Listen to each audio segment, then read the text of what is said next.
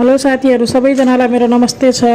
सबैजना सन्चै नै हुनुहोला। म पनि सन्चै छु हजुरको सासबाट आशीर्वादले चाहिँ। अनि मेरो लागि चाहिँ हजुर सबैजना सन्चै नै हुनुपर्छ। म मात्रै सन्चै भएर पनि हुन्न साथीहरू। यो भिडियो चाहिँ मैले अस्ति रिकर्ड गरेको भिडियोहरू साथी वाइस चाहिँ हालेको थिएन। आज चाहिँ हजुरले हेरिसक्नुहुन्छ। मैले चाहिँ यसमा के हाल्दैछु भनेर अनि के बनाउँदैछु, मेरो साँझको खाना चाहिँ के पाक्दैछ भनेर चाहिँ म हजुरलाई यसमा देखाउँदैछु कि आजको साँझको खाना रेसिपी चाहिँ हजुरले हेर्न चाहिँ नबिर्सिनु होला। अनि यो रेसिपीमा चाहिँ कमेन्ट गर्न चाहिँ बिल्कुल पनि नबिर्सिनु होला साथीहरू। किनभनेपछि मेरो जेठाल चाहिँ यही खाना धेरै बनाऊ भन्नुहुन्छ कि साथीहरू।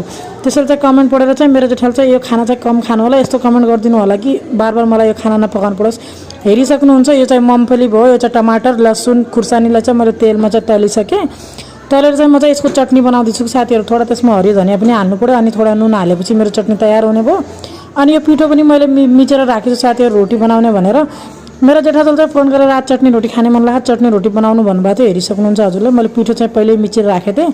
अनि मैले भने यति स्पेसल खाना बनाउला चाहिँ भने भिडियो त बनाउनै नै पर्छ, सबैसँग सेयर गर्नुपर्छ भनेर। अनि यो तिलको चटनी चाहिँ रोटी बनाएपछि मैले फेरि हजुरसँग भेट्ने छु। कमेन्ट गर्न चाहिँ नबिर्सनु होला है साथीहरू। जसले पनि कमेन्ट गरिदिनु होला। यसो खाना पनि कसले खान्छन् रातिको टाइममा भन्नु होला।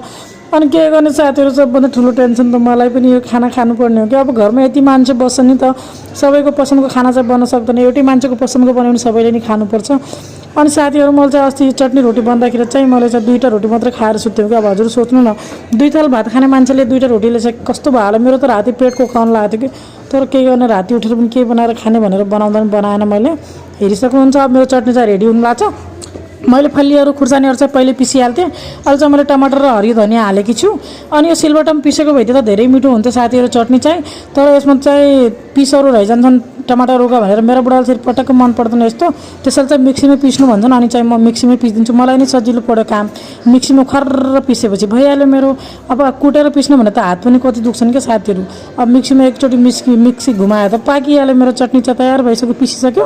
अनि देख्नु मेरो चटनी कलर चाहिँ यस्तो आज साथीहरू, तर धेरै मिठो हुन्छ साथीहरू। हजुरले बनाउनु भएको चाहिँ यो रेसिपीमा चाहिँ हेरेर बनाइसक्नुहुन्छ। केही धेरै उ छैन, मैले भनेकी नि छु यस्तो बनाएको छु भनेर। हजुरले बनाइसक्नुहुन्छ। धेरैजनाले त आउँछ होला, मलाई पनि यो मुम्फलीको चटनी चाहिँ आउन्न। तर मेरो जेठा हजुरले घरमा चाहिँ मुम्फलीको चटनी धेरै राउन्ड मान्छन् भने आज भोलि सिकेको चटनी हो। टमाटर चटनी चाहिँ मिठो बनाउँछु मैले। टमाटर चटनी बनाइदिनु भने हजुरसँग सेयर गरौँला।